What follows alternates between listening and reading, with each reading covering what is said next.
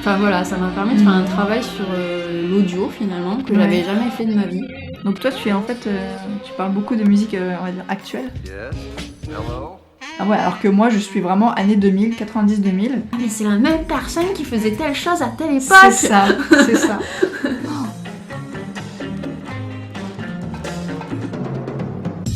Salut à toutes. Et à tous, bienvenue dans ce nouvel épisode de Contre-Label. Bonjour. Bonjour à tous et à toutes. Ça fait longtemps. Oui, ça fait longtemps. On a eu des petits soucis Oui. Pour le dernier épisode qui devait sortir il y a 2 semaines. Ouais, et qui n'est pas sorti. Et donc on est de retour. On est de retour. Mais on aura une annonce à vous faire à la fin de l'épisode, donc ne vous éloignez pas, s'il vous plaît. Oui, sinon vous risquez d'être peut-être surpris, je ne sais pas. Voilà, puisqu'on a pas mal de choses à vous dire quand même. Ouais. Donc voilà, restez tuned. Restez tuned. Voilà, exactement. Restez connectés, stay tuned. Ouais. Et aujourd'hui, on a un nouveau sujet. Oui. On va parler de musique. Voilà, on va parler de musique. Pour pas changer. Exactement. Et en fait, on voulait faire Spotify Unwrapped 2, Ouais. mais le truc a mis trop de temps à arriver, Ouais. et puis c'était pas si intéressant peut-être. Surtout Pour quand personne. on se souvenait à quel point c'était un peu hasardeux les analyses faites par Spotify, parce que ça dépend de quel type d'utilisation C'est ça. tu as quoi avec Spotify. Donc, Parce que pour toi, effectivement, c'est plutôt hasardeux, puisque tu écoutes de la musique peut-être sur YouTube, des choses comme ça. c'est ça. Et puis aussi, je fais des recherches par Spotify parfois, donc je découvre, Ouais. Donc ça peut ainsi, donner des idées à Spotify, alors qu'en vrai... C'est pas forcément vrai, quoi. Voilà. Mm. Je l'utilise pas que pour des artistes que j'adore forcément, quoi. Ouais. Mais pour moi, c'est... Spotify voit très bien à travers moi, mais c'est juste que là, pour le coup, il y a tous les artistes dont j'ai déjà parlé dans le podcast, c'est-à-dire il y a Prince, il y a Taylor Swift, il y a de qui j'ai parlé aussi. Il y a peut-être Snoop, Oui. En fait, c'est pas très intéressant de revoir Oui. les musiques dont j'ai déjà parlé dans le podcast, en fait. Je vois. Oui, et puis moi aussi, finalement, si on écoute Spotify, pareil, je vous reparlerai de Woods, donc en fait, Ouais. oui, c'est pas pertinent non plus. C'est pas très pertinent. Surtout que ça a été bien vrai les 6 premiers mois, et puis pas trop les 6 derniers. Parce qu'il a beau avoir sorti encore un nouvel album en septembre dernier, C'est celui-là, c'est un des rares parmi tous ceux qu'il a sorti que j'ai pas écouté vraiment, en fait. Parce que t'as pas accroché. Je crois que oui. J'ai pas dû accrocher. Parce que les autres... Il y en a eu aussi un autre que j'avais pas accroché. Mais là, ça fait le deuxième. Ah là là, Woods, que t'arrive-t-il?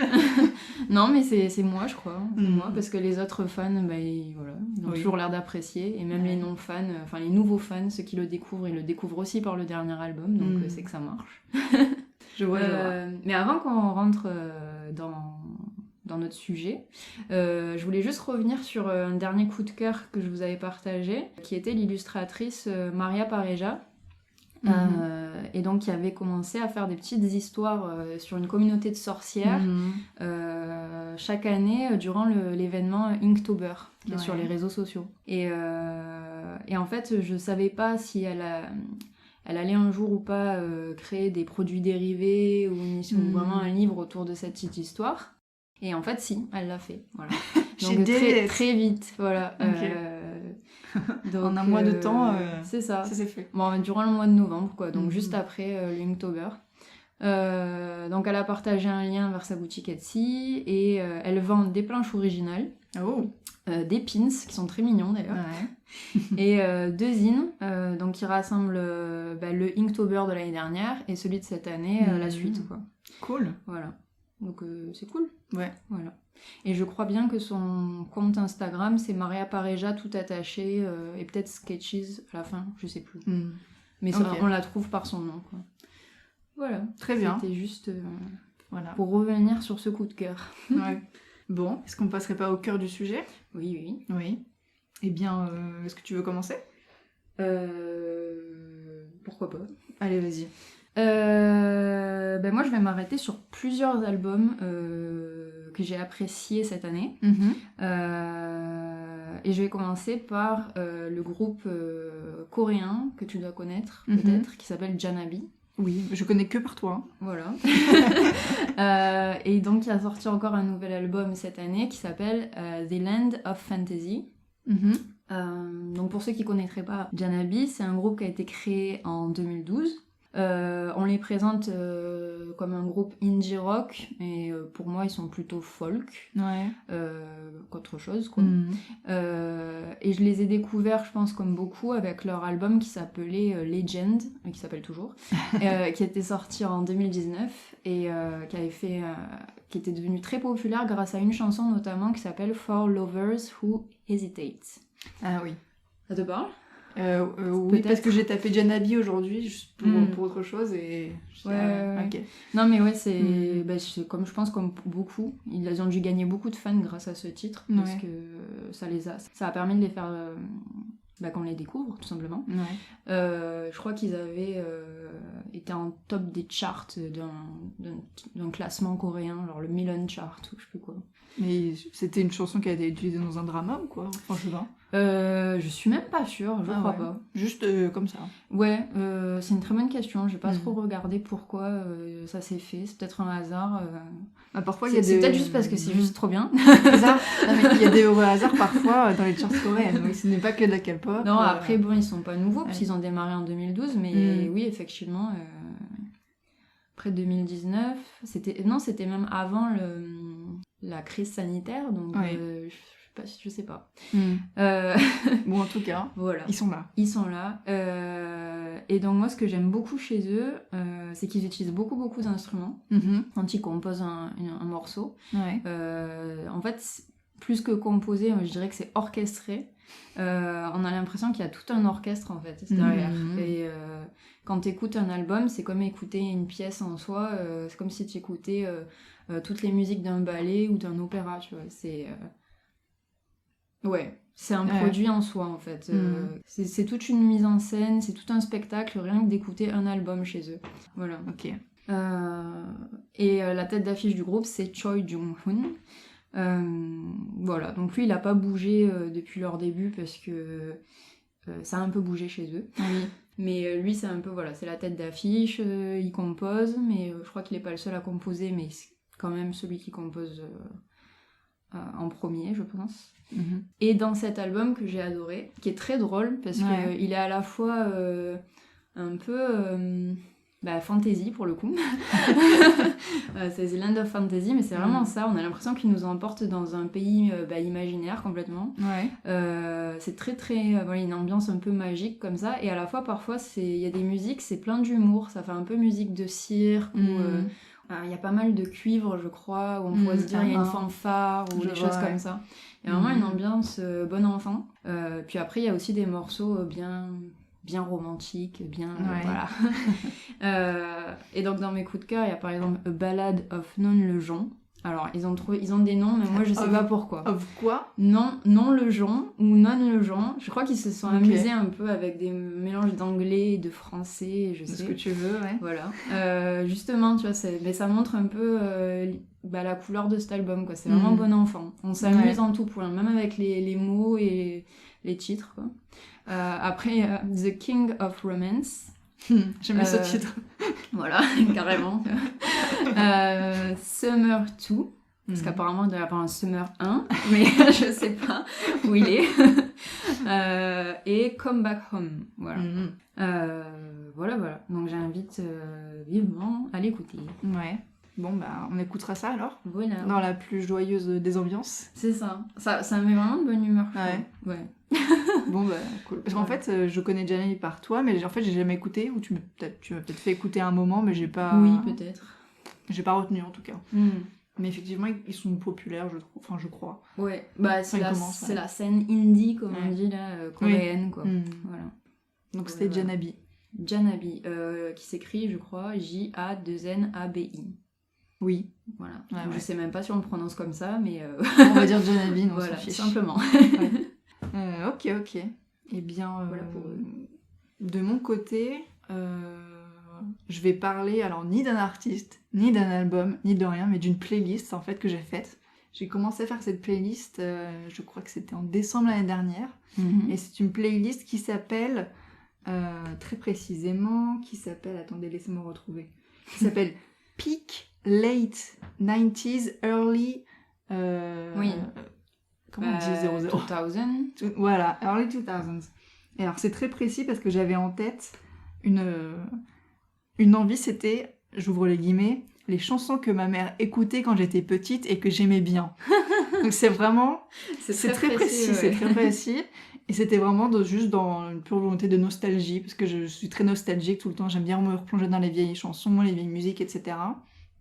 Donc en fait, c'est une playlist très pop rock, rock alternatif. Et faut vraiment... j'ai vraiment fait un travail de curation pour cette playlist, c'est-à-dire que j'ai cherché plein de choses, j'ai été voir dans mes souvenirs, etc. Et donc j'ai évidemment pris des chansons que ma mère aimait bien et que j'aimais bien, mais aussi des choses que j'ai découvertes plus sur le tard, on va dire. Et donc par exemple, du côté de ma mère, si on peut dire... On dirait le titre d'un livre. C'est le livre de Marcel Proust, ça. Voilà. Du côté de ma mère, il y a plus, par exemple, Summer Sun de Texas. C'est un groupe que j'aime beaucoup et que ma mère aussi aime beaucoup, et on va même les voir en concert l'année prochaine, pour tout dire. Plus connu, on va retrouver par exemple Phil de Robbie Williams. Est-ce que tu t'en souviens? Est-ce que tu peux chantonner? Oui, je peux chantonner. Ça fait I just want Ah oui, c'est bon. Voilà. Voilà. Okay. Celle-ci, on a Frozen de Madonna aussi. Okay. On a Breathless de The Corrs. Okay. Que j'ai beaucoup écouté et qui est, je crois... Non, c'est pas ma chanson la plus écoutée selon Spotify Wrapped. Oui, c'est vrai. Mais c'est genre dans le top 5, quoi. Donc j'ai vraiment écouté en boucle. Et il y a aussi, par exemple, 74-75 de Connells. Ok, ça c'est bon. Il Oui. suffit de dire le titre, c'est bon. Ouais, clairement, ouais. Et de mon côté, à moi, que j'aime bien et que j'ai découvert plus sur le tard, on va avoir Love at First Sight de Kylie Minogue, qui est ma chanson la plus écoutée, 156 fois quand même, selon Spotify. Donc vraiment que j'ai une obsession. Il y a Déjà Vu des Bee Gees aussi, qui est sur leur dernier album de 2001, qui est très très bien en fait. Ok. Et il va y avoir aussi par exemple Murder on the Dance Floor, forcément. Ah, alors ça oui. De Sophie Ellis Bextor. Ouais. Et j'ai aussi mis I'm Out of Love de Anastasia. Ah oui. Ce genre de choses. Donc c'est vraiment du son très précis, qui a une ambiance très précise aussi, vraiment de ces années-là, je ne saurais pas expliquer. Et à un moment, par exemple... Mais je me rappelle t'avoir entendu faire ta playlist. Ouais. Et je sais plus, justement, on parlait de morceaux qui, du coup, moi, me venaient en écoutant ta playlist. Et effectivement, c'est une vibe très particulière, quoi. Ouais, parce que tu me proposais des titres et je disais non. Et pas forcément, voilà, c'est ça. Non, ça va pas, ouais. Ouais. Par exemple, à un moment, j'avais mis Jamiroquai, parce que c'est un peu cette époque-là. Ouais. Mais finalement, je l'ai enlevé parce qu'il est trop funky. Il est pas assez... oui, pour le coup, oui. Et il est pas assez pop rock, soft rock... Et du coup, je sais qu'on avait parlé d'une chanson de Britney, mais je me rappelle plus si tu l'avais gardée ou pas. Je l'ai pas gardée. Et je sais plus pourquoi. Parce que je crois que je t'ai dit qu'elle était trop chantée mélodieuse. Oui. Ah oui, toi c'était un peu plus pop, plus rythmé légèrement. Ouais, fallait... En fait, je crois que la chanson pardon, de Britney, c'était très piano et voix. Ouais. Un truc comme ça. Oui, et du coup, ça correspondait pas à... Non, mais c'est ça. Ouais, non, mais... Voilà. Très drôle. Il faut que ça soit une playlist très RFM, tu vois. Très 2001, RFM, RTL2. Non, mais je vois, elle était trop romantique, balade. Ouais. Voilà quoi. Il fallait que, que ça bouge un peu plus. Voilà. Légèrement. Pas de beaucoup, mais. C'est ça. Voilà. Donc, pour tomber dans cette playlist, c'est compliqué, mais c'est une playlist que j'ai beaucoup écoutée cette année et qui m'a accompagnée vraiment tout le long de l'année. Comme je disais, j'ai eu dans mon Spotify Wrapped, là, ils m'ont dit. Il y avait eu plein de chansons de cette playlist qui est dans mon top, quoi. Qui sont dans mon top, plutôt. Voilà. Voilà. Et il y a aussi des très bonnes chansons. Même Phil de Robbie Williams, j'ai vu tout à l'heure, j'ai cherché. Elle a gagné l'award du pire single. Ah bon? Ouais. Mais après, il y a aussi Barbie Girl de Aqua qui a gagné cet award. Ok.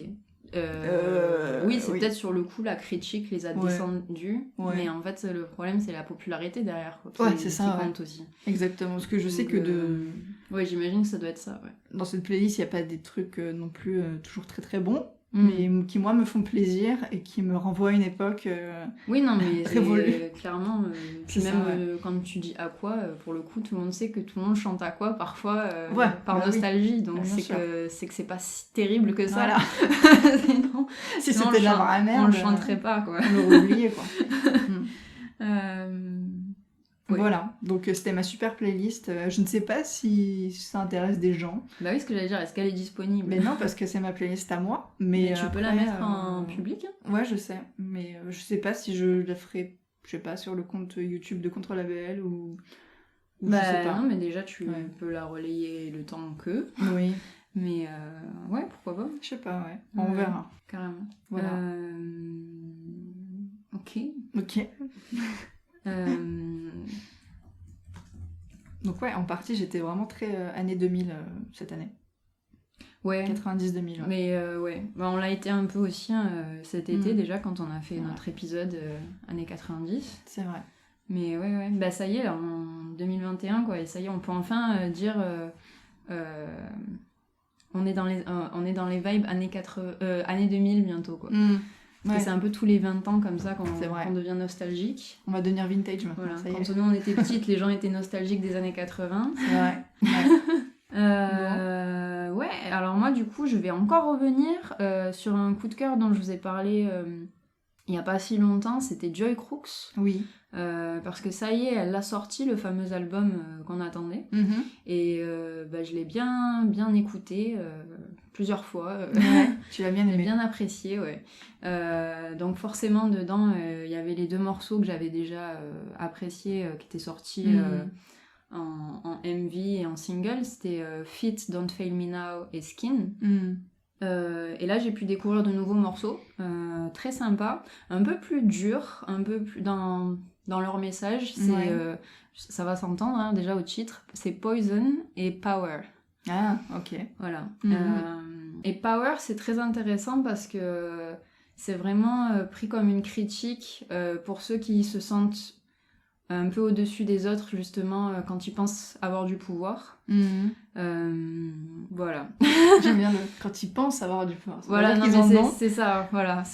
Non, mais c'est... Ouais. En fait, niveau parole, elle est très intéressante. Je crois que c'est pour ça que je l'aime beaucoup, hormis la vibe soul, parce que forcément, ça, c'est ma... Ta cam. Voilà, exactement, c'est mes goûts. Mais sinon, au niveau des paroles, elle est très intéressante. Elle dit des choses, je trouve, très vraies. Et dit d'une manière, avec un rythme... je trouve le message, il passe très bien, quoi. On comprend ce qu'elle veut dire et c'est plaisant. Voilà. C'est le rythme qui accompagne son propos, quoi. Pardon ? Le rythme, il accompagne son propos, un peu. Ouais, carrément. Je vois. Parce que j'étais en train de réfléchir, mais dans Poison, pareil, c'est un peu une critique. Alors, je pense à une jante masculine, mais bon, je pense que ça peut s'adresser à plein de gens. Ou en gros, pareil, c'est quelqu'un qui se... Je suis en train de me demander si je mélange pas les deux, Power et Poison, mais bon. Ah, ça, je ne saurais te dire. Dans Poison, en gros, elle fait la critique de quelqu'un qui se cherche des excuses un peu pour justifier son comportement. Et justement, le poison qu'il aurait en lui, comme quoi il l'aurait hérité d'autres personnes, donc peut-être sa mère. Oui. Mais en fait, bon, elle est en train de lui dire qu'à un moment donné, à la personne, le poison, il peut très bien s'en défaire et... Ça sert à rien de rejeter la faute à potentiellement la personne qui nous l'aurait donné. Voilà. Oui, donc en fait, on peut pas dire aux gens... En fait, c'est à tous ces gens qui disent... qui font des crasses et qui derrière te disent « Ah, mais j'y peux rien, je suis comme ça ». Un peu, voilà, c'est un peu de ça, ouais. C'est pas de ma faute. Carrément, ouais. On m'a élevé comme ça, ou c'est... Voilà, tac. Voilà, non, mais c'est tout ça, c'est très intéressant comme album, finalement. Comment il s'appelle, cet album ? Skin, du coup. Okay. Comme un des comme titres. Son single. Voilà. Mais j'irai écouter, ça m'a l'air... Ça m'intrigue. Voilà. Après, il y a des morceaux que j'ai un peu moins... Voilà, je suis un peu moins rentrée dedans, mais après, c'est sympa quand même à écouter dans l'ensemble. Ouais, cool. Voilà. Ok, cool. Donc toi, tu es en fait... tu parles beaucoup de musique, on va dire, actuelle de cette année. Pour le coup, oui. Parce qu'en gros, je suis un peu revenue sur mes découvertes de cette année, pour le coup. Et... c'est plus ou moins vrai. Attends de voir. Mais c'est quand même assez vrai. Le suspense. Mais c'est plus ou moins vrai. Ah ouais, alors que moi, je suis vraiment année 2000, 90-2000. Et là, je repars encore dans les années 2000. Même en 2001. avec l'OST d'un jeu vidéo que j'ai découvert sur YouTube. Tu sais les recommandations, comment ça se passe sur YouTube, toujours, on découvre des trucs de ouf. Et ben, j'ai découvert un truc de ouf, et c'est l'OST d'un jeu qui s'appelle Technic Tix. Est-ce qu'on n'en a pas parlé une fois de ça? Il y a moyen parce que je l'ai écouté il y a 2 jours. Mais même... Ah non, mais c'est qu'en fait, je connais.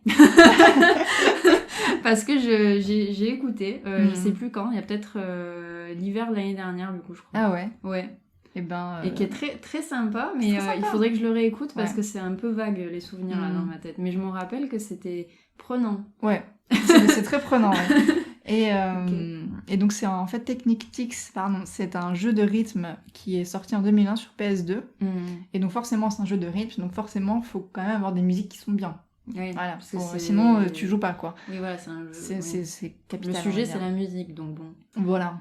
Et donc dessus on retrouve beaucoup de compositions de Shinji Hosoe et de Ayako Saso, qui sont 2 compositeurs de jeux vidéo assez connus. Dans le milieu, j'imagine, parce que moi je les ai découverts cette année, mais apparemment ils ont de la bouteille, c'est pas n'importe qui. D'accord.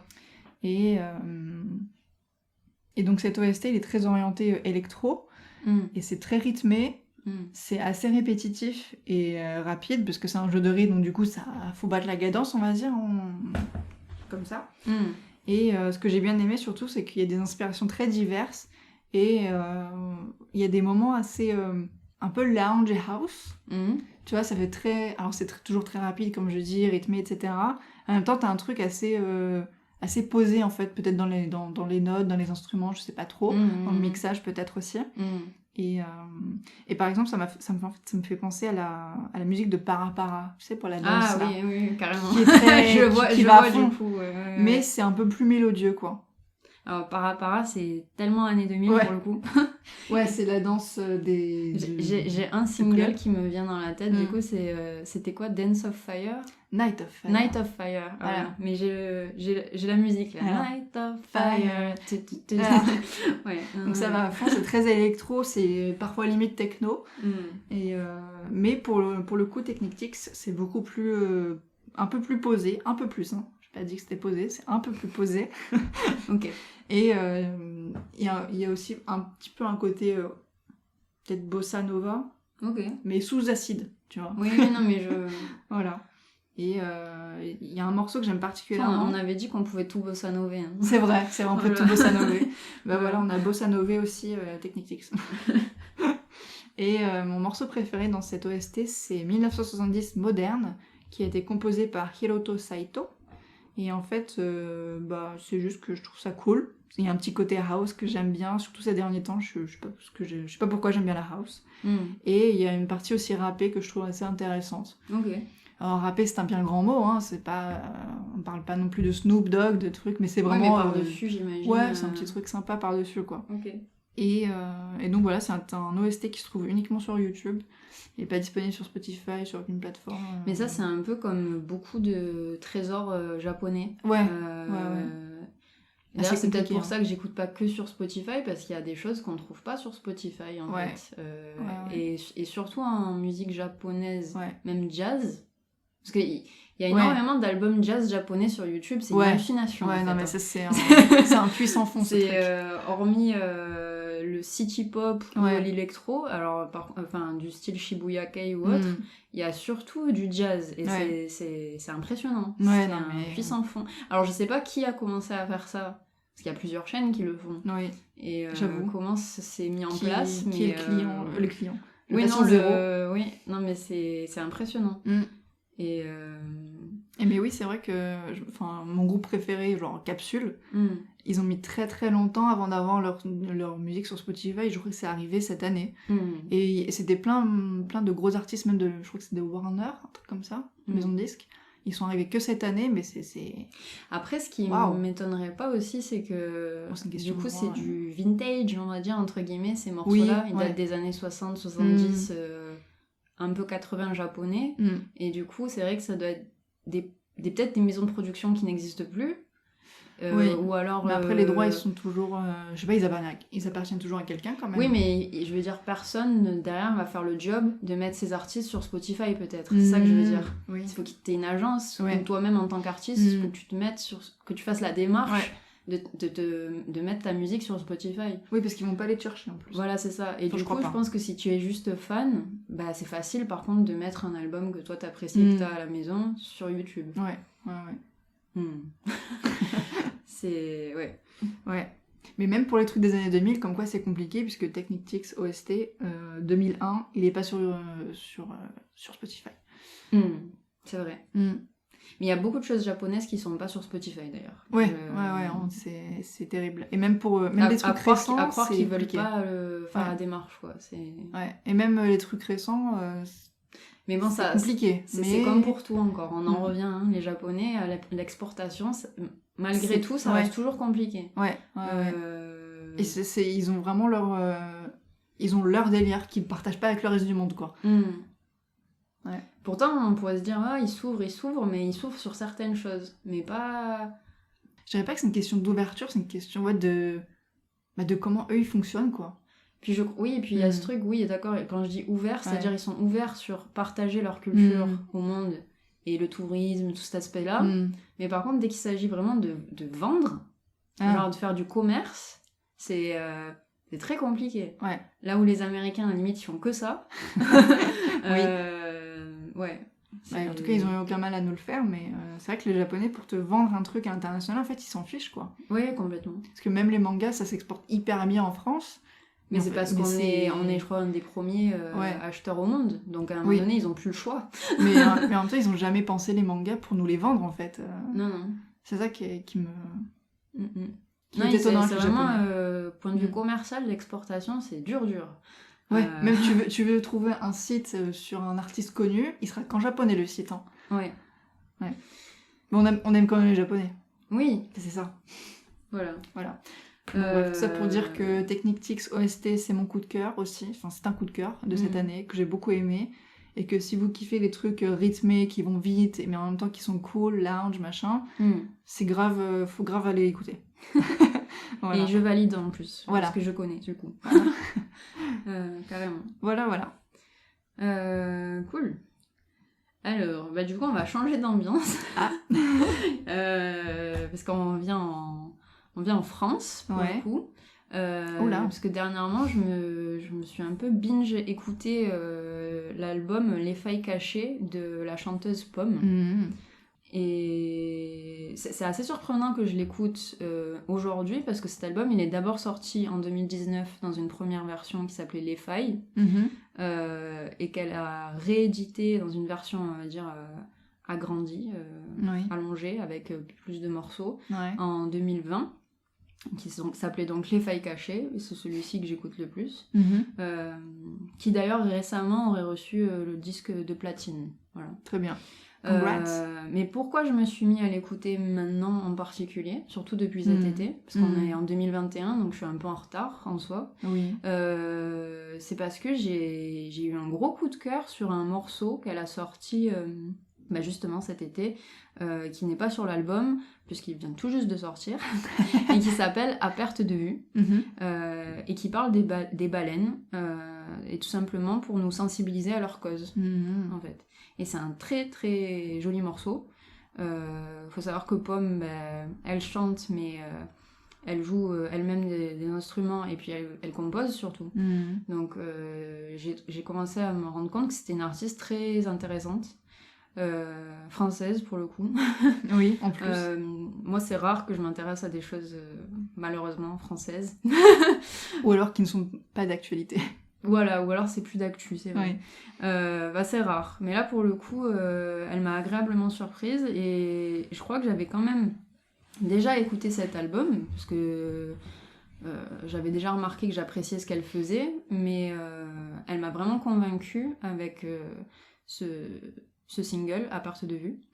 Et du coup, je me suis mis à réécouter cet album que oui, j'avais écouté quand il était sorti, mais que j'avais un peu oublié. Et finalement, je suis à fond dedans. Un peu à retardement, mais voilà.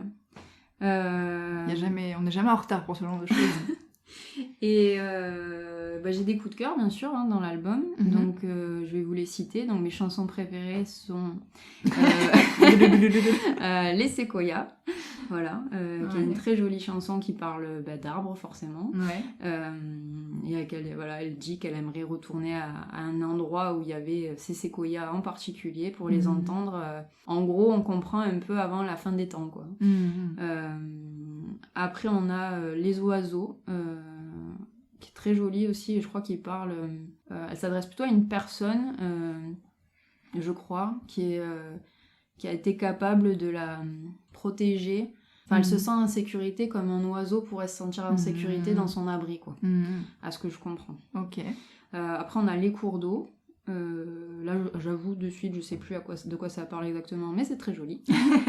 Grandiose, qui est très touchante parce que finalement, elle parle de son questionnement qu'elle a sur la maternité depuis très longtemps, apparemment. Ah oui. Et qu'elle ne le cache pas, elle aimerait être maman, mais c'est pas si facile. Ouais. Pour plein de raisons personnelles, pas forcément la fertilité, c'est plutôt ses relations amoureuses. Savoir qu'elle a récemment fait un coming out aussi, donc forcément ça rajoute des questions à sa problématique. Ouais. Et une autre chanson que j'aime beaucoup, c'est Soleil Soleil. Voilà. Ok. Donc on attend longuement l'hiver, donc ça fait du bien. Voilà, et du coup elle le rappelle dans sa chanson, et là c'est peut-être pile le moment vu qu'ils vont se les pelle. Ouais. Voilà.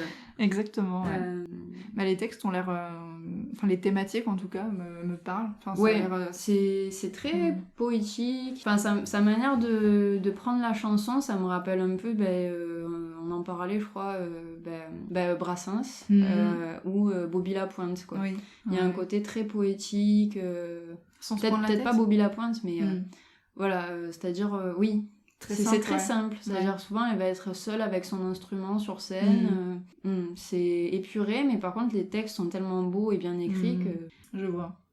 Et puis elle a une très jolie voix aussi, donc ça aide. Ce que tu me dis en tout cas, je pense que c'est pas la même écriture, mais ça me fait penser un peu à Taylor Swift, où par exemple des fois elle peut être sur scène juste avec sa guitare et réciter son texte, et c'est le texte qui est le plus touchant finalement, qui est plus important, quoi. Ouais. Mais je comprends pourquoi tu apprécies Taylor Swift. Et je pense que j'aurais pu aussi. C'est juste que moi, la différence, que je suis pas très country, mais ça c'est depuis longtemps. Et c'est vrai qu'elle a quand même ce style country malgré tout. Enfin, que moi j'entends. Oui. Mais après, je pense que c'est un peu un équivalent. Oui, quoi. Voilà, c'est pas... C'est-à-dire vraiment... C'est pas du tout le même style, mais c'est... Non, mais carrément. Mais c'est pour ça, du coup, je joins, parce que ça manque peut-être un peu, quoi. D'artistes qui composent, en plus féminines pour le coup. Et finalement, on retient juste les mots et la composition musicale, mais ce qui est le plus important, c'est l'interprétation, quoi. Et, c'est pas l'arrangement derrière, le remix, le... Voilà. Puis c'est pas des musiques qui sont là pour te faire bouger, hein. C'est des musiques qui sont là pour t'émouvoir. Voilà. Ouais.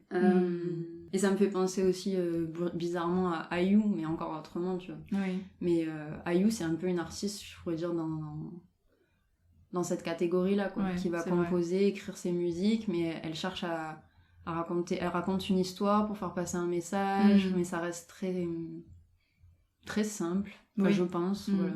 Ouais. Même si elle est plus pop et qu'il y a plus d'arrangements, mais... Oui. Mais effectivement, parfois elle peut prendre sa guitare aussi et faire son truc. Ouais, voilà. Comme dans... C'est quoi, c'est Peaches ? Peut-être, je sais plus, ça me parle pas. C'était une chanson qui était dédiée à son amie Souli. Pourquoi ça me parle, mais je sais plus. C'est dans le clip, elle est juste à Venise avec sa guitare, et ça date un peu maintenant. Peut-être. Je sais plus c'était quand, mais ça date un peu. Okay. Mais c'est une très très jolie chanson que j'aime beaucoup et qui me fait exactement penser à ça aussi. Ouais. Bah ça, voilà. Ça fait plaisir quand ça arrive. Ça, c'est la fille, son instrument et son texte, quoi. Mais pour le coup, tu vois, je pourrais pas dire pareil de Joy Crooks, parce que même si elle a de très beaux textes, pour moi la soul c'est encore un autre univers. C'est pas la même énergie. Oui, déjà. Et puis en plus, je peux pas dire qu'un instrument suffit dans la soul. Là, pour le coup, je trouve qu'il y a un besoin d'avoir plusieurs musiciens derrière. Il y a un peu plus une vibe band quand tu es dans la soul et tous ces dérivés du jazz, tout ça. C'est pas la même... C'est pas la même chose. Un instrument et la chanteuse ne suffirait pas, je trouve, pour quand on...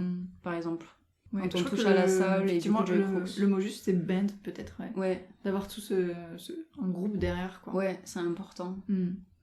Même si je pense qu'elle pourrait être aussi une très bonne artiste si elle est seule peut-être au piano, j'en sais rien, je sais même pas si elle joue un instrument, mais c'est pas pareil.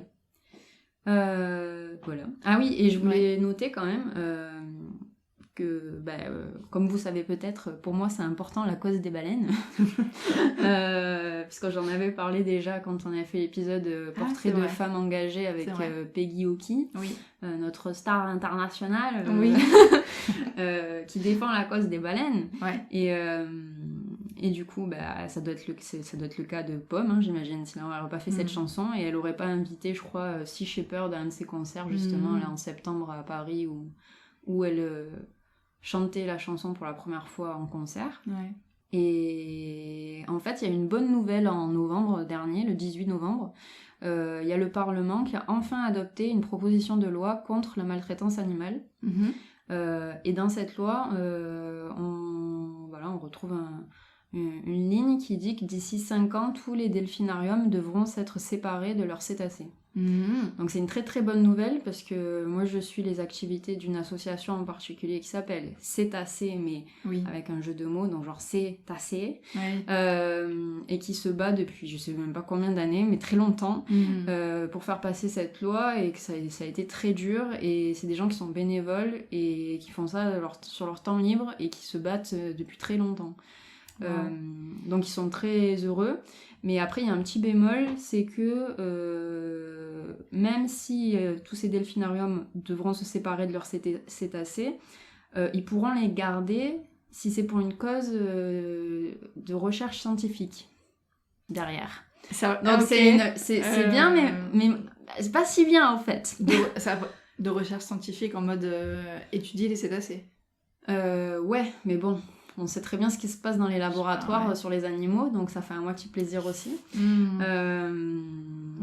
Après, la bonne nouvelle, c'est que quelque part, ça veut dire qu'on met fin à tout ce délire de delphinarium, en fait. C'est-à-dire qu'il n'y aura plus lieu de créer il n'y aura plus ce genre de zoo où...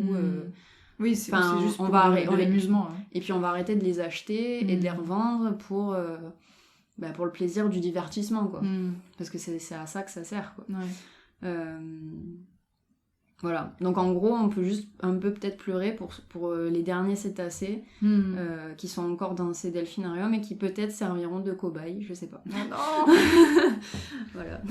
Après du coup, enfin rien à voir, mais enfin non, vas-y, continue. Non, c'était juste pour dire, mais en gros cette activité des delphinariums qui vit autour du divertissement, quoi, n'existera plus, quoi, finalement. Tu vois, nous, par exemple, dans le sud de la France, on avait Marineland, qui était très populaire. Leur but, depuis toujours, c'est juste... c'est comme un parc d'amusement, quoi. Il n'y a pas d'autres buts derrière, quoi. Si c'était vraiment pour défendre la cause animale, ça se saurait, ils seraient pas là, quoi. Donc... Non, ce que je voulais dire, c'est que si ces delphinariums se séparent de leurs cétacés, ils se séparent juste, ils les remettent dans la nature. C'est ça aussi qui est très compliqué, c'est pas si simple. Et d'ailleurs, c'est ce qui peut être inquiétant aussi, de savoir qu'est-ce qu'ils vont en faire. Et d'ici 5 ans, c'est peut-être pour ça aussi. C'est parce qu'il faut savoir quoi en faire et comment. Parce qu'après, il existe des... Comment on appelle ça ? Tu peux pas juste les remettre dans la nature. Il existe des sanctuaires. Ah oui, voilà. Il existe des sanctuaires. Il y en a un en Grèce, je crois. Je crois que c'est le seul en Europe. Et justement, qui attendait, il y a pas si longtemps, des cétacés de je sais plus quel parc, si c'était pas Marineland, justement. Parce qu'il y avait eu une histoire de cétacés qui devait être vendus... qui devait être séparé d'un delphinarium parce que l'association s'était mis d'accord avec le parc pour les replacer justement dans le sanctuaire. Je crois que c'était des Marineland, je sais plus. Dans ce sanctuaire qui avait été spécialement créé juste à temps en Grèce, voilà, et ça fait 1 an je crois qu'il existe. C'était il y a 1 an cette histoire, et il devait arriver, voilà, c'était un accord qui était fait. Sauf qu'entre-temps, le parc s'est rétracté sur son accord et a vendu les cétacés à d'autres delphinariums en Europe. Super. Voilà, je sais plus dans quel pays du Nord. Voilà. Ah ouais. Donc oui, c'est ça la question, qu'est-ce qu'ils vont en faire? Parce qu'ils peuvent... Le mieux, ce serait qu'ils les mettent dans un sanctuaire, parce que effectivement, vu qu'ils ont toujours connu que la captivité, c'est pas évident de les mettre dans la nature. C'est ça, ouais. Mais la question, c'est est-ce qu'ils vont vraiment le faire? Aussi, oui. Voilà, parce que c'est une chose. D'ailleurs, si on dit qu'ils peuvent faire des recherches scientifiques derrière. Oui, là, tout d'un coup, ils vont tous se trouver un truc scientifique à étudier. Voilà, parce qu'en plus, j'imagine que ça doit pouvoir apporter des sous aussi, ça. Ouais, bah oui. Voilà. Bon, en tout cas, c'est un premier pas. C'est ça. Mais c'est pas fini. En avant, effectivement. La lutte continue. Voilà.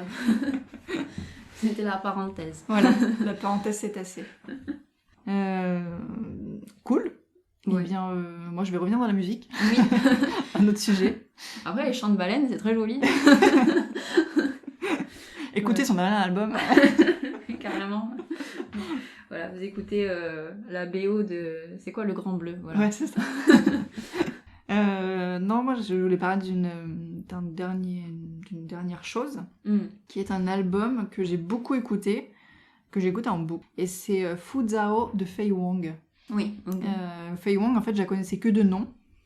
J'avais toujours vu son nom depuis très longtemps. Et en fait, je me suis dit, tiens, si je l'écoutais. En fait, j'ai pris cette décision, comme si je prenais une décision. Enfin, j'ai décidé ça après avoir vu In the Mood for Love, en fait. Parce que je me suis dit, ah mais ouais, tiens, Fei Wong... Ah oui, parce que c'est... Oui. Fei Wong, ah ouais, c'est une chanteuse de HK et tout. J'étais un peu dans un mood HK et tout. Et après, je me suis dit, ah mais oui, c'est vrai qu'en plus, elle a tourné avec Wong Kar-wai et tout. Ah bon? Ça, je savais pas. Ouais. Ok. Et donc, je suis allée voir sur Spotify. J'ai pris un album au pif. J'ai pris celui qui me parlait le plus visuellement. Et donc, ce fut Fu Zhao. Alors, il faut savoir que sur Spotify, tout est écrit en chinois. Donc, c'est très compliqué. Ah oui, alors moi c'est le même problème quand j'essaye de copier, coller des titres, c'est tellement impossible. C'est compliqué, ouais. Et Fu Zhao, en fait, c'est celui où elle est... il y a 2 photos d'elle et elle est en mode les singes sages, là.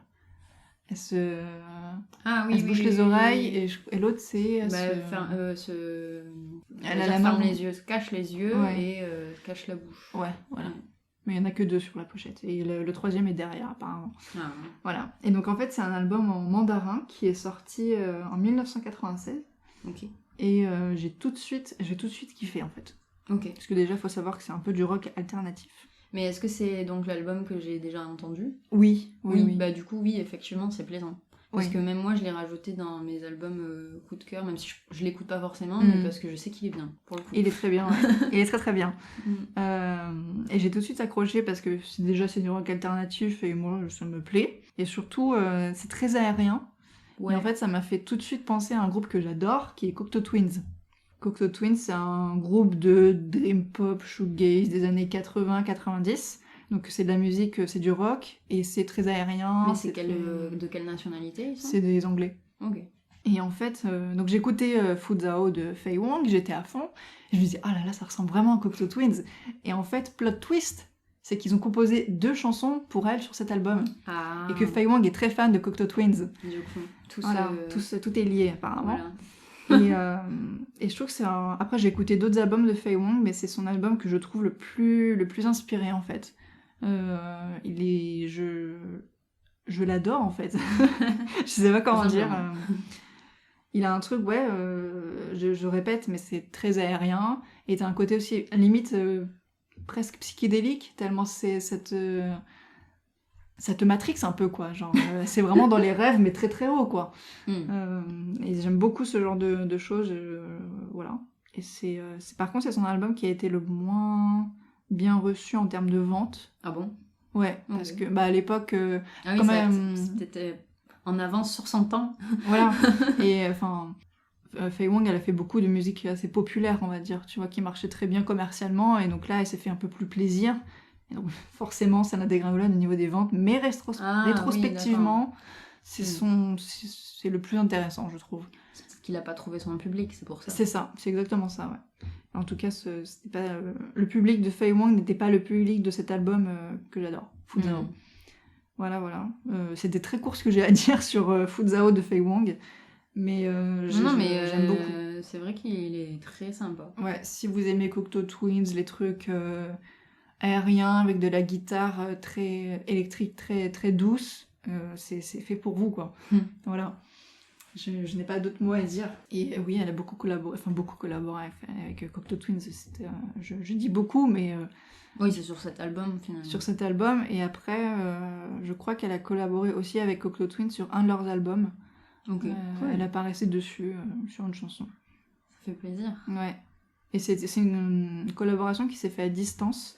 C'est-à-dire que Faye Wong leur a écrit, genre, je vous kiffe, est-ce que vous voulez me faire des trucs? Ils ont dit oui, vas-y, on va te faire des trucs. Trop bien.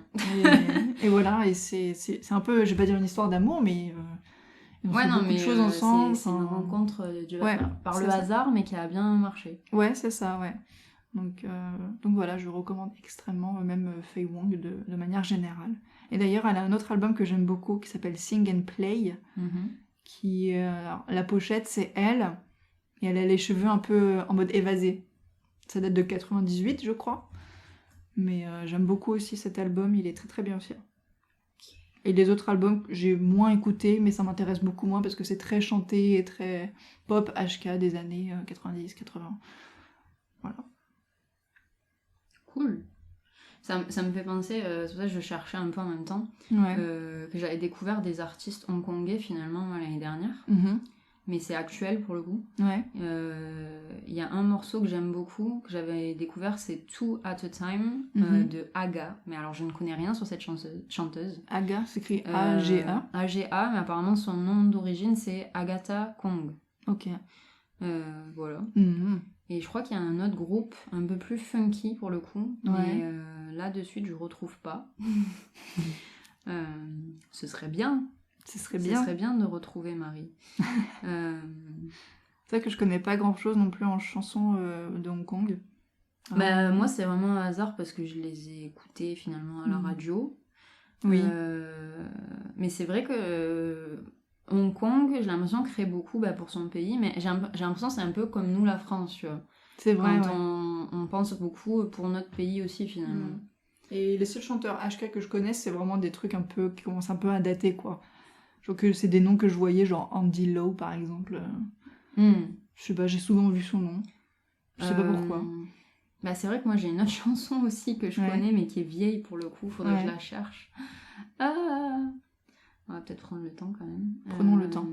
Voilà, j'en ai trouvé un. Donc le groupe c'est Dusty Bottle, donc c'est celui dont je parlais, qui est un peu plus funky. Alors on va regarder vite fait qui ils sont aussi. Comment tu dis? Mais il n'y a pas beaucoup d'infos sur eux. Dusty Bottle. Parce que je vois qu'ils ont même que 6000 followers sur Instagram, ce qui n'est pas, c'est pas folichon. C'est pas folichon, mais est-ce que les gens de Hong Kong sont très branchés Instagram? Oui, ça va. Ok. Normalement, oui. C'est Dusty sur Bottle Twitter, mais... Bottle. Bottle, comme la bouteille. Bouteille poussiéreuse. Voilà. Ah oui, je suis obligée de taper Hong Kong pour que ça me trouve quelque chose. Voilà, et l'autre artiste, du coup, plutôt ancien, je pense peut-être années 90, du coup, c'est Leslie Chung. Ah, mais oui, Leslie Chung. Et toi, tu parlais de... Andy Lau. Mais ça, c'est deux noms. Oui. Je les ai toujours vus. Voilà. Je me suis dit, ça doit être comme l'autre, que ça me revenait pas. Ben voilà, Leslie Chung. Ouais. Voilà.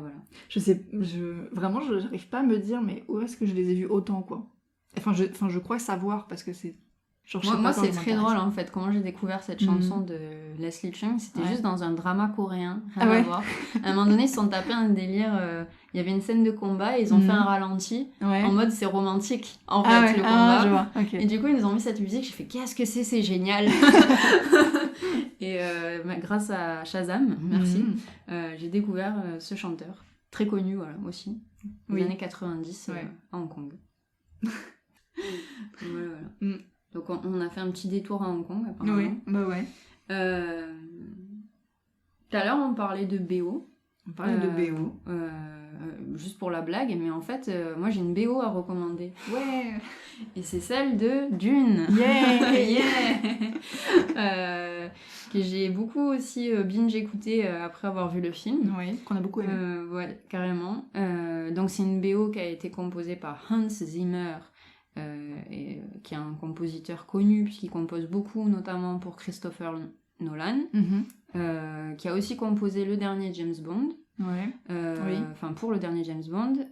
Pareil, c'est lui qui a composé la musique de Gladiator et même du Roi Lion de Disney. Juste ça. Ouais, surtout les musiques du Roi Lion qui sont musique émouvante où le père, ceux qui sauraient pas, voilà. Mais vous savez déjà en vrai. Voilà. Et ouais, et on a beaucoup apprécié la musique, tellement qu'on se disait que c'était une expérience immersive grâce à la musique, finalement. Ouais, beaucoup, Pour la musique jouait beaucoup là-dessus. Ouais. Et on aurait pu même rester devant 2 heures de film sans réplique, juste entre les prises de vue et la musique, quoi. Je pense, ouais. Limite, les gars, vous avez même pas besoin de faire votre travail d'acteur, pas besoin d'histoire en fait. Ne parlez pas, juste Soyez là. Les prises de vue et la musique suffisent. Voilà. On serait resté même 2 heures dans la salle. Pas de problème. C'était limite une séance de méditation, quoi. Ouais. Et c'est super, j'ai même envie de dire un peu psyché d'écouter cet album. Je sais pas, je l'ai écouté dans le métro, je l'ai aussi écouté pendant une exposition. Et en fait, on a l'impression qu'on est dans un autre monde, quoi. Ah, ça te plonge ailleurs, hein, c'est pas le côté comme quand on dit qu'on écoute une musique et on a l'impression qu'on est en train de vivre son propre film, tu sais. Là, ça fait plus genre, j'ai l'impression qu'on m'a transporté dans une autre dimension, quoi. Ouais. Juste. Je suis limite un visiteur sur la planète Terre, je devrais pas être là, en fait, vu ce que j'entends dans mes oreilles, quoi. Ouais, ça te transporte, quoi. Mais bon, je vous recommande de l'écouter seulement si vous avez vu le film, sinon c'est pas drôle. Oui, voilà. Oui, sinon c'est pas drôle. La priorité, c'est de voir le film, quand même. Oui. D'ailleurs, toujours, pour quelle que soit la BO d'un film, je pense qu'il faut quand même avoir vu le film avant d'écouter sa musique, parce que ça va de pair, quoi. Oui. Oui, en même temps, c'est pas vrai pour Technic Tix, tu vois. J'ai pas joué au jeu. Oui. Mais je me dis, pour un film, vu que c'est une œuvre, tu vois, c'est un peu différent. C'est-à-dire qu'elle a été pensée pour... Enfin, ça va avec, quoi. Ouais, ça va avec. Voilà.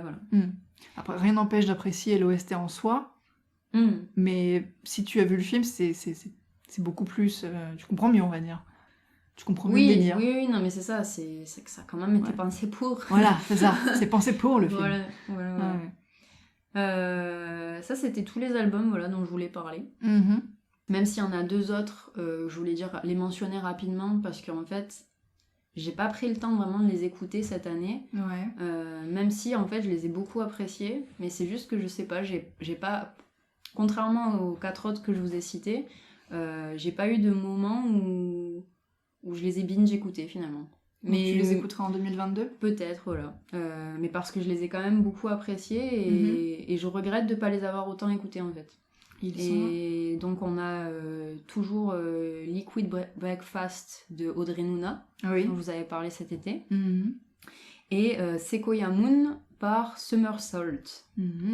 On a encore avec les Sequoia, décidément. Alors Audrey Nuna, je vous l'avais présentée, elle vient du New Jersey, elle rappe. Anecdote, mais pas vraiment anecdote, quoi, news plutôt. Elle fait partie de la BO de Shang-Chi, du film. Oui. Voilà. Pour une chanson qui s'appelle Clocked Out, qu'elle aurait chantée avec une autre chanteuse indonésienne qui s'appelle Nikki. Voilà, que je ne connais pas. C'était la petite nouvelle la concernant. Et après, Sequoia Moon, donc par Summer Salt. Summer Salt, c'est un groupe que j'ai découvert un peu par hasard, grâce à Spotify, avec ses recommandations en 2019, dont j'avais adoré complètement l'album Driving to Hawaii, qui était complètement dans un délire surf rock. Mais du coup actuel. Donc c'est très très sympa. Et donc ça m'a fait plaisir de voir qu'il sortait un nouvel album cette année, que j'ai écouté et bien aimé, mais je sais pas si c'est parce que j'ai un peu oublié, ou si j'ai pas assez pris le temps de rentrer dans l'album, Ouais. qui fait que je peux même pas vous en parler finalement, parce que voilà, je sais juste que c'est bon, j'ai juste repris le temps d'écouter au moins le premier morceau l'autre jour pour m'en rappeler. Mais voilà, faut que je reprenne vraiment le temps de le réécouter, voir si est-ce que finalement si je l'ai pas tant écouté, peut-être que ça m'a pas fait l'effet désiré contrairement à Driving to Hawaii. Mais bon, c'est un bon groupe qu'il faut connaître parce qu'ils sont 2, ils viennent du Texas. C'est un chanteur-guitariste et le batteur, voilà. Et ils sont très très sympas. J'aime bien ce genre de composition dans un groupe où t'as un batteur et un gars à la guitare. Ça paraît naturel en fait, c'est ce que je me suis dit. Parce que du coup, il y en a un qui fait la rythmique, le rythme, et l'autre qui fait la mélodie. Quoi. Ouais. Oui, ça paraît aller de soi. C'est très simple, mais j'aime bien. Ouais. Tu te dis en fait, c'est vrai qu'on n'a pas besoin de plus, quoi, finalement. Le rythme et la mélodie, c'est. Des fois, avoir une basse, c'est pas mal aussi, mais c'est pas non plus. Oui, mais ça paraît limite accessoire, quoi. À part si c'est important dans ta compo, mais. Oui. Effectivement, la composition de base d'un groupe, c'est vraiment la guitare et la batterie, ouais. Ouais, la batterie pour le rythme, ouais. Ok. Et je voulais peut-être juste quand même, à part si t'as un truc à dire. Peut-être, mais vas-y. Non, mais vas-y d'abord. Non, je disais ce que j'allais écouter en 2022, plus. Ok, bon bah alors, juste un autre coup de cœur, mais cette fois-ci c'est un single, voilà, pour cette année. C'est une chanteuse belge, Iliona, une nouvelle chanteuse, voilà, Iliona, okay. Qui a sorti un morceau mais en 2020 qui s'appelait Moins jolie. Ok. Et elle va, si c'est pas déjà, de plus en plus se faire connaître, parce que cette année, grâce à cette chanson, elle s'est fait inviter sur plein de plateaux de télé français. Et elle a même déjà fait un duo avec Julien Doré. Ah ouais, ok. Voilà. Très bien. Et c'est vrai que cette chanson, Moins jolie, est magnifique. Et là, elle a récemment sorti un nouveau single dont j'ai déjà oublié le nom. Et si tu m'aimes, je crois. Oh. Quelque chose comme ça. Ok. Qui est autre chose, mais par contre c'est vrai que Moins jolie, pour moi c'est un tube quoi, elle reste gravée dans la tête une fois que tu l'écoutes, c'est très très bien composé, c'est très joli pour le coup. je vois. Voilà, ça c'était Iliona. Ok. Et bien moi en 2022 j'aimerais juste écouter, non j'aimerais écouter plein de trucs évidemment, mais je voudrais continuer d'écouter un groupe que j'aime beaucoup qui s'appelle Idols. Je crois pas que tu connaisses, parce que c'est un groupe de punk rock et ça hurle. Okay. Et récemment, c'est-à-dire début novembre, il y a un mois, ils ont sorti un nouvel album qui s'appelle Crawler, que j'aime beaucoup. De Idols, j'ai tout écouté, mais j'ai beaucoup écouté surtout leur album qui s'appelle toujours Joy as an Act of Resistance, qui est un très bon album. Après, ils avaient sorti Ultra Mono en 2020, que j'ai moins écouté. Je sais pas ce qui m'est passé un peu au travers. Et là, pour le coup, Crawler est beaucoup plus... alors, ça reste toujours du punk rock, ils hurlent, ils s'énervent, voilà. Ils ont des paroles rigolotes aussi. Mais je les trouve un peu plus expérimentaux, je dirais. Okay. Il y a un truc un peu plus... je trouve que ça peut-être plus travaillé. Ou en tout cas, ils passent à un autre niveau, je trouve. Ok. C'est-à-dire qu'ils passent toujours du punk rock où ça gueule, machin et tout. Ils sont toujours là, mais ils sont un cran au-dessus au niveau peut-être les instruments utilisés. Ils ont carrément une chanson qui m'a fait penser à l'OST de Last of Us. Et en fait, l'OST de Last of Us a été fait par Gustavo Santaolalla, qui est c'est un Argentin qui fait une guitare, qui joue beaucoup de guitare traditionnelle. Et c'est un son très loin du punk rock en fait. Oui, parce que c'est une guitare classique. Voilà, très loin du punk rock, et pour le coup, ça m'a fait une de leurs chansons qui m'a fait penser à ça. Et ça m'a fait beaucoup aimer, parce que déjà j'adore l'OST de The Last of Us.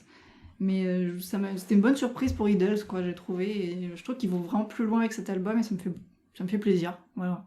Cool. Ouais. Mais j'ai envie d'écouter, tiens, tu vois, parce que ça paraît très surprenant. Déjà, le punk rock, je peux aimer, même si le problème du punk rock, c'est soit t'aimes beaucoup, soit t'aimes pas, selon les groupes. Oui. Enfin, moi, c'est comme ça chez moi. J'ai vraiment mes préférences, quoi. Du coup, mais là, vu ce que tu racontes, ça a l'air intéressant, quoi. C'est pas non plus expérimental... Comment dirais-je ? C'est pas l'expérimentation bizarre. C'est pas j'étais en labo, j'ai fait des trucs bizarres, ça ressemble à rien. Ça reste toujours du punk rock qui gueule. Ouais, on va dire qu'ils sont, y a des éléments curieux. C'est ça, ouais. Ils essayent d'autres choses. C'est ça, ouais. Sans que ça sonne trop différent. Voilà, c'est juste, pour moi, c'est Idols en mieux, quoi. Et sachant que Idols, c'est déjà hyper bien. Voilà. Et puis, et après, voilà, en 2022, j'aimerais aussi revenir un peu à mes goûts musicaux, on va dire, d'habitude, je sais pas comment dire. Mais cette année, j'ai pas du tout écouté de Simon & Garfunkel, j'ai pas écouté du tout de Fleetwood Mac, alors que j'adore. Et cette année, moi, c'était vraiment une année pop, il y a eu... Dans mon top Spotify, il y a qui ? Il y a Taylor Swift, il y a IU, il y a Kylie Minogue, ouais. il y a Faye Wong, il y a Prince. Bon, il y a Prince, ok. Mais je me suis dit, ça me manque quand même les Bob Dylan, les trucs comme ça, je sais pas, ça me manque, on va dire. Bah, c'est vrai que moi j'ai deux playlists normalement que j'écoutais beaucoup avant et que j'ai un peu délaissé ces dernières années. Mais ça veut pas dire que j'aime pas, que j'aime moins, mais peut-être que voilà, j'ai écouté d'autres choses et c'est vrai que voilà. Par exemple, je me suis remis à écouter une playlist il y a pas longtemps très jazz, mais que j'avais pas écouté depuis très longtemps, alors que c'est une des premières playlists que j'avais faites en fait. Avec par exemple Chet Baker dedans, tu vois. Mais j'aime beaucoup écouter ce genre de choses. Voilà. C'est un autre monde encore. Ouais. Mais c'est un autre monde, mais voilà, moi c'est ce genre de truc, ça me manque un peu, je sais pas. Voilà. Ou même l'année dernière, tu vois, j'écoutais beaucoup de néo-soul finalement, ou de synth-pop, et j'ai remarqué cette année, pas vraiment en fait. Voilà. Ouais, pour moi aussi c'était une année un peu bizarre où j'ai écouté 3 trucs en boucle, quoi. Genre, t'avais Prince, Faye Wong et Taylor Swift. Je sais même pas comment IU elle arrive au milieu. Mais elle a tenu sur un. Mais c'est vrai que j'ai fait une chose que je faisais pas avant, c'est-à-dire que je me suis vraiment aussi canalisée sur un artiste en particulier et écouter ce qui fait cet artiste, quoi. J'étais un peu comme toi, quoi. Ouais. Au lieu de plutôt de faire des... J'étais moins dans la playlist pour le coup. J'étais plus dans, on va s'intéresser à un artiste et on va voir ce qui fait cet artiste, tu vois. Ouais. Et du coup, je pouvais passer d'un monde à l'autre, quoi. Ouais. Voilà. Mais c'était cool. C'était cool, ouais. Voilà. Est-ce qu'on arrive à la fin de notre sujet ? Bah, je crois, ouais. Bon, bah c'est bien. Je crois que si vous connaissiez pas les artistes et les albums et les playlists et les morceaux dont on a parlé, bah, vous avez de quoi faire. J'espère que vous avez pris un crayon et voilà, on aurait dû le dire au début. C'est trop tard. Vous devez vous retaper tout l'épisode. Voilà. Ouais. Message de la fin ? Voilà, est-ce qu'on y vient ? Alors on vous a dit qu'on avait une annonce à faire à la fin de cet épisode parce que ça va de soi. Ça va clôturer quelque chose. Et oui. C'est-à-dire tout le projet qu'on a fait cette année. Voilà, tout le podcast. Tout simplement. Depuis mi-janvier cette année. Ouais, c'est ça. Ouais. Et donc on sort cet épisode en décembre, donc finalement c'est une boucle bouclée. C'est ça, ouais. On aura fait une année de podcast, tout pile. Ouais, et on voulait en plus finir par la musique, puisqu'on a commencé par la musique. Exactement, et que finalement, je crois que c'est ce qu'on prend plus plaisir à... Enfin, moi personnellement, c'est là où je prends le plus plaisir pour discuter voilà, sur le podcast. Et, Ouais, et c'est d'ailleurs pour ça qu'on n'a pas sorti d'épisode il y a 2 semaines, parce que voilà. Parce qu'on a eu une petite crise. Crise existentielle. Que faisons-nous du podcast ?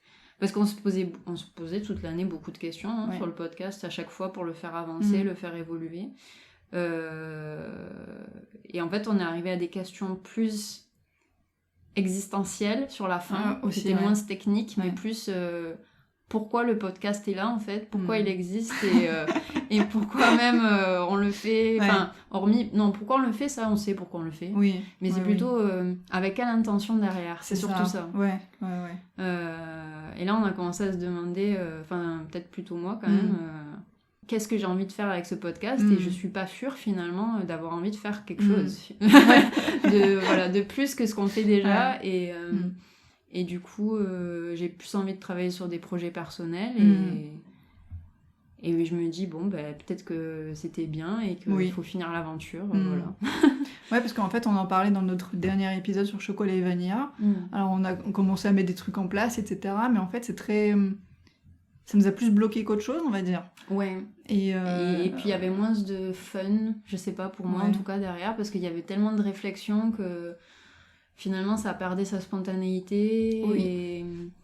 En fait, ça demandait beaucoup de travail. Et puis, on arrivait à un moment où on s'est rendu compte qu'on le prenait tellement... On arrivait à un moment où il fallait vraiment le prendre au sérieux dans comment on l'abordait. Et du coup, si on le prend, pour moi, si sérieusement, il faut vraiment qu'on se mette d'accord sur la direction du podcast, quoi. Ouais. Et si c'est dur de se mettre d'accord parce que chacune a ses objectifs personnels et je sais pas, ses envies, tout ça, ben c'est dur, quoi. Voilà, c'est pas si évident. Effectivement, ça demandait beaucoup de travail.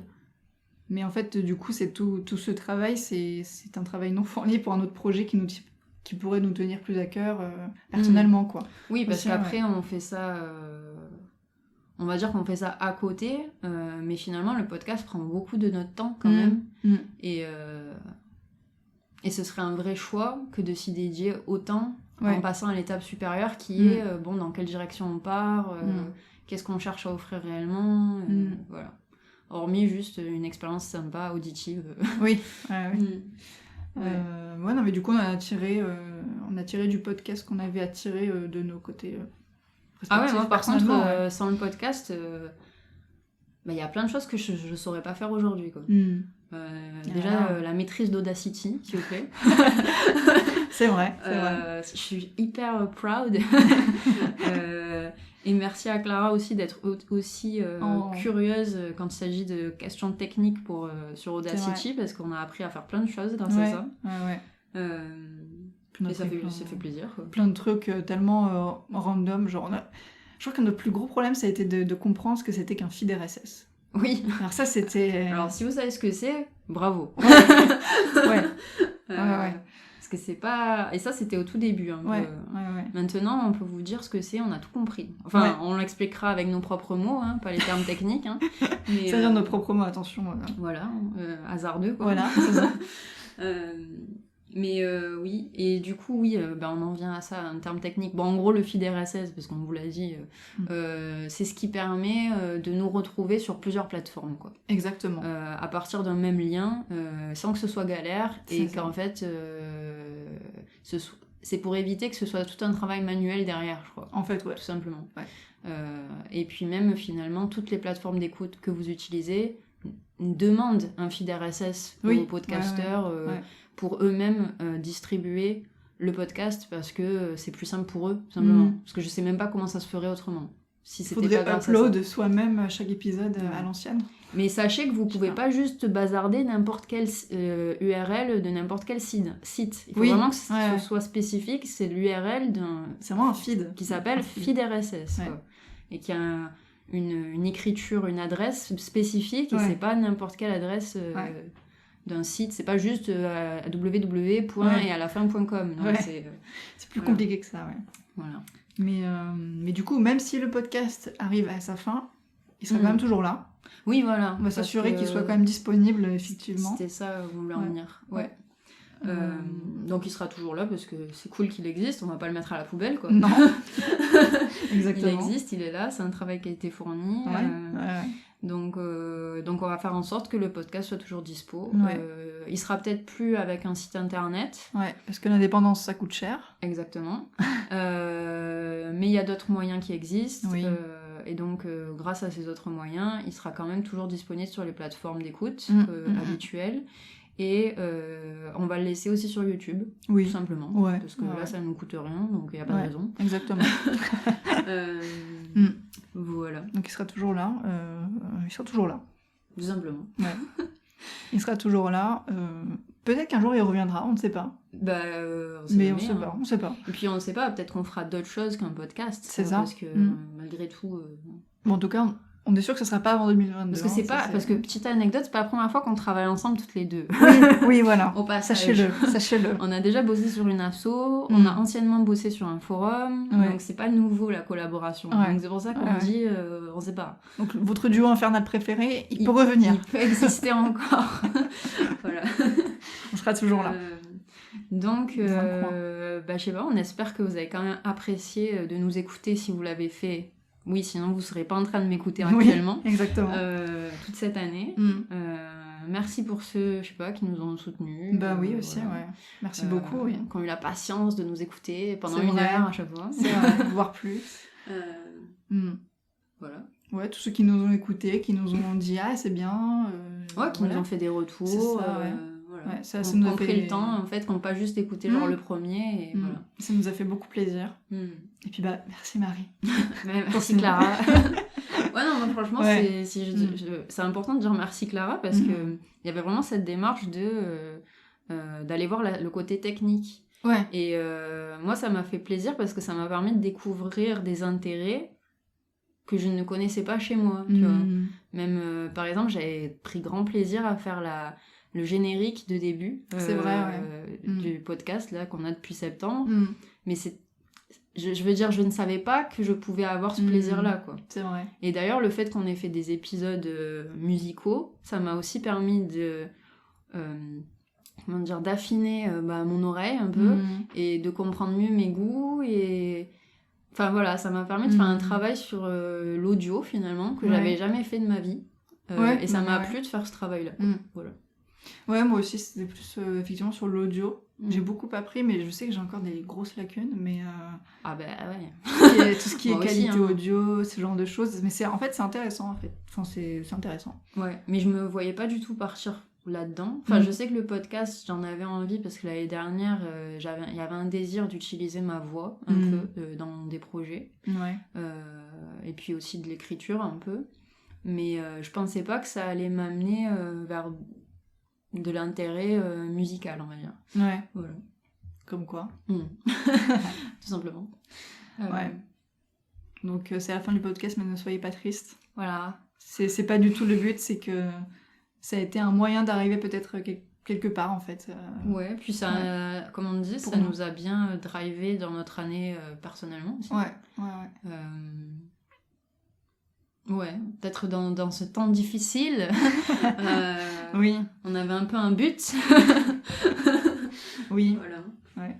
Et on s'y est tenu et du coup c'était cool. C'était une belle expérience. Ouais. Bon, en tout cas,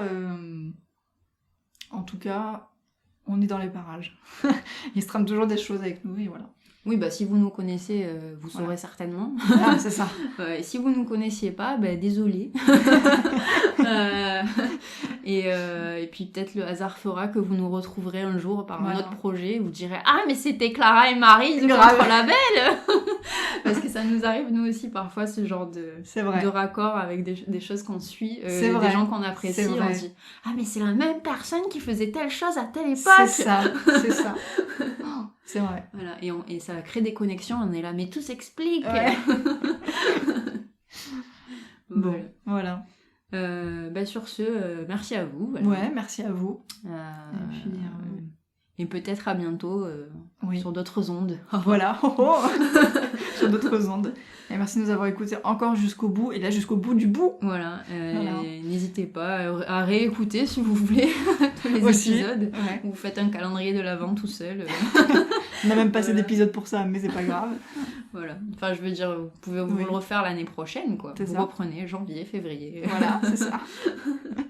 Parce que finalement, il a un peu suivi les saisons, donc c'est marrant. C'est vrai. Voilà. Et bisous. Bisous, portez-vous bien. Ciao. Ciao.